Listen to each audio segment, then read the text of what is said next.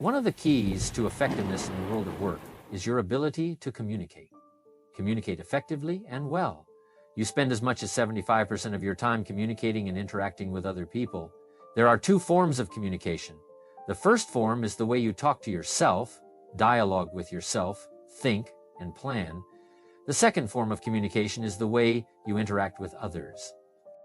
Wonderfully, communication is a learned skill, and you can get better and better at it by learning what the best communicators do and practicing it until it becomes a regular part of your repertoire. Number one, there are three elements to any conversation. Words account for only 7% of the message. When you talk, people will forget most of what you say, but they will remember the way you said it. Tone of voice accounts for a full 38% of your message. When you want to sound friendly, warm, reassuring, intimate, or caring, keep your voice in the lower range where the deeper sounds are. Also, remind yourself to slow down. It's very difficult to be close, friendly, warm, or thoughtful when you're speaking too quickly. Tone of voice is important, and that's why we need to give some thought to it. If we're in a hurry or rushed, our tone of voice can become clipped or short, which can be hurtful. Body language accounts for 55% of your communication. The very best message is one where the words, tone of voice, and body language are all synchronized. That's why when someone talks to you, it's important to turn toward them, face them directly, listen closely, nod, and pay attention. There's a great book called His Needs, Her Needs, which discusses how a woman's first needs are for attention, affection, and respect. Face to face, eye to eye, heart to heart. If she gets these needs fulfilled, everything else will be fine. If she does not, she will be unhappy. The only time you are truly with a woman in your world is when you are face to face, giving her attention, listening to her, and showing affection and respect. Number two, there are three parts to any conversation. Ethos refers to the character of the person. A person with high character can say little and still be enormously influential. A person with limited character simply does not have the same effect. Pathos is the second part of communication, meaning the connection with emotions.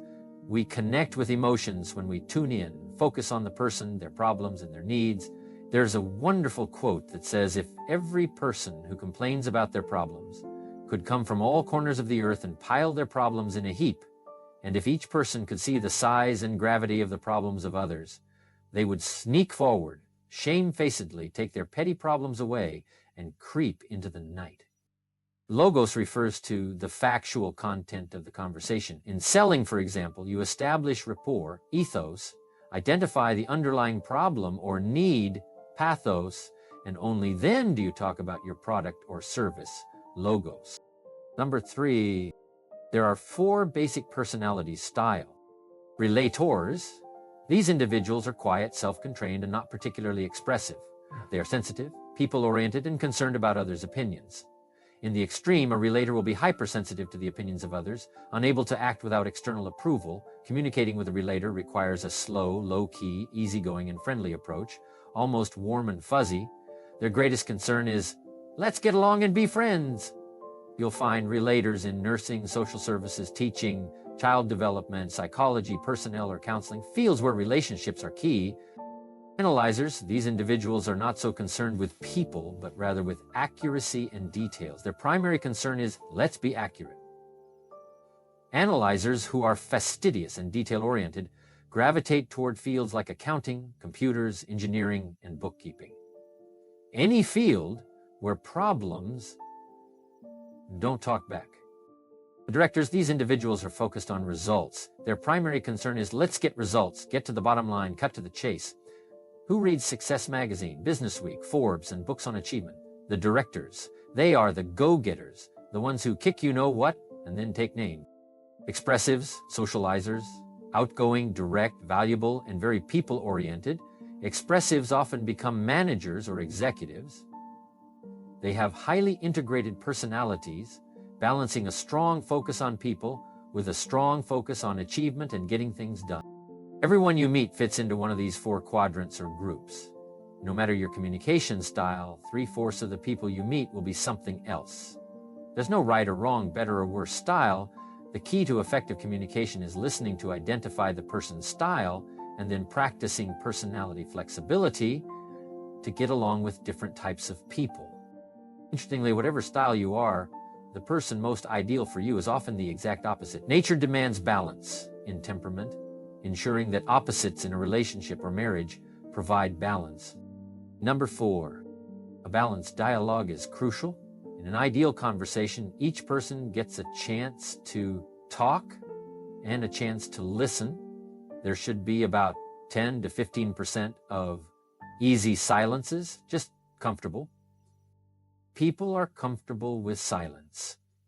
Each of us has needs, like vitamin and mineral needs, to talk, and each of us has needs to listen.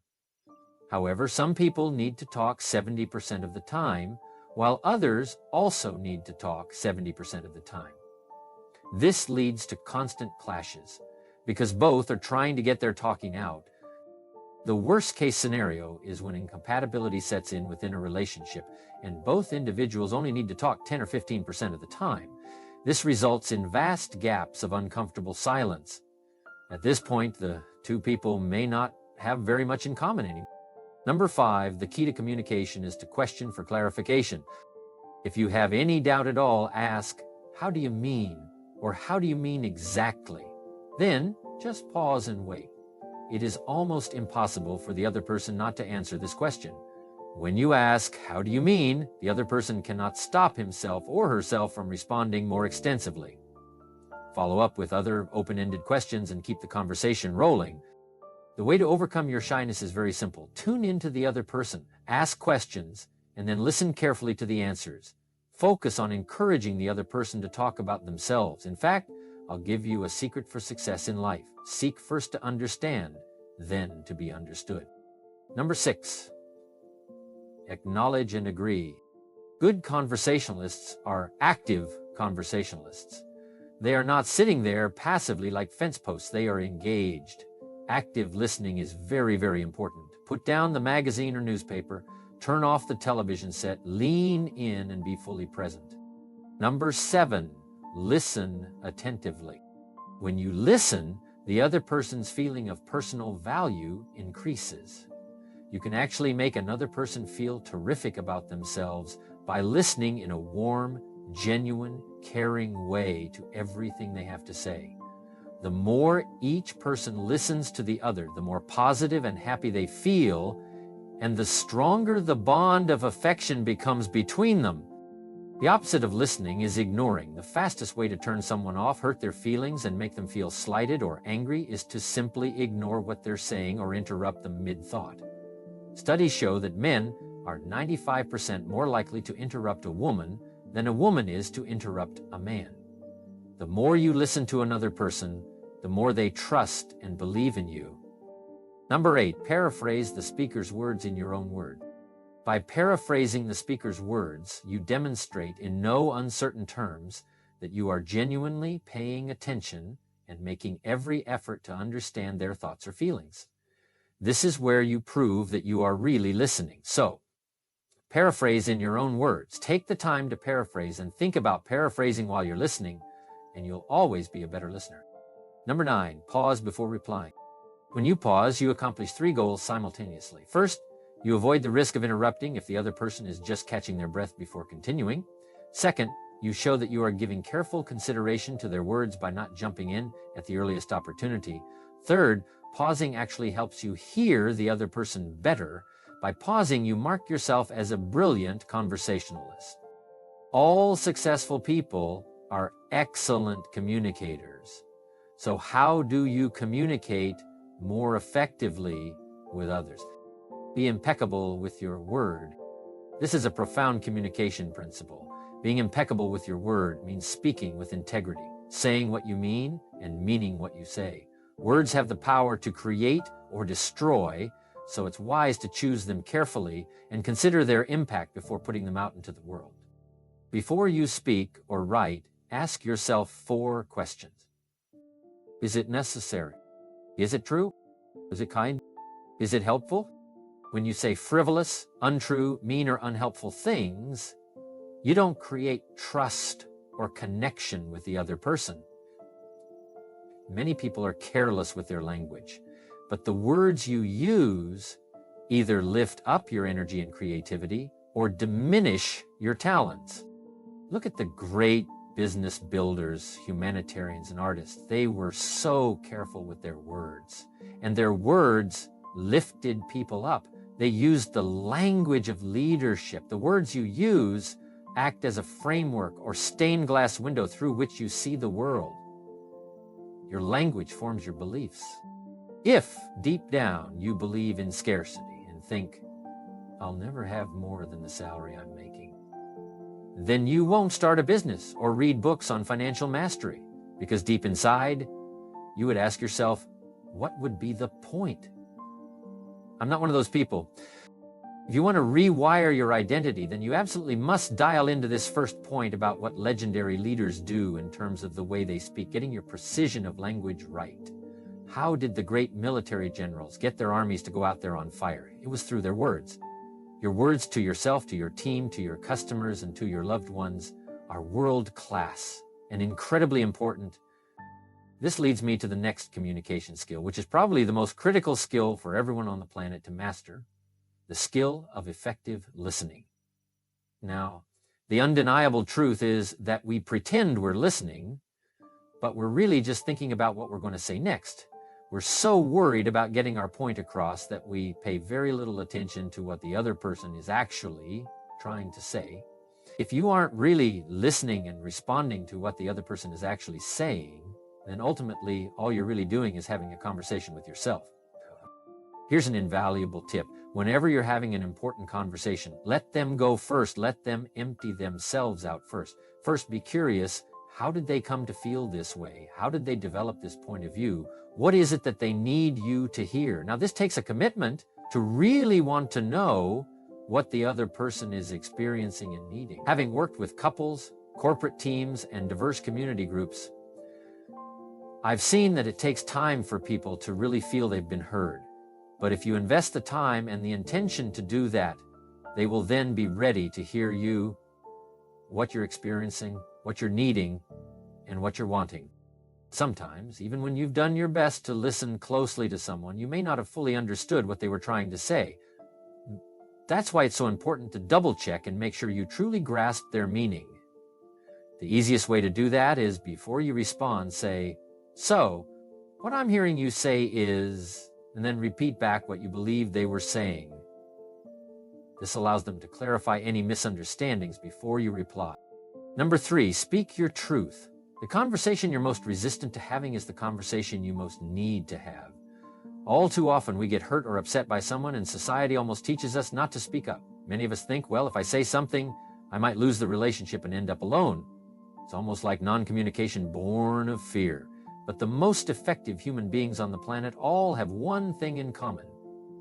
They speak up and share their truth. The more you practice speaking up when you know you need to, the more you will step into your next level of power. The hard talks, the ones where you actually speak up, are the ones where you grow in power. Not only that, but you also build intimacy and relationships.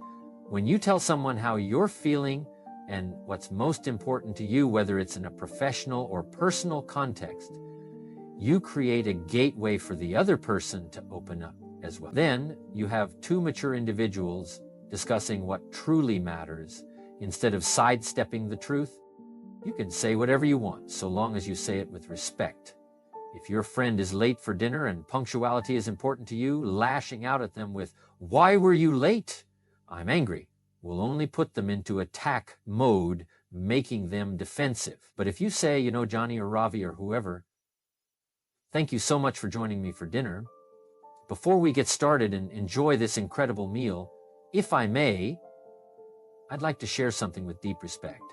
Punctuality is really important to me. I've been waiting here for half an hour. Your time is valuable and my time is valuable.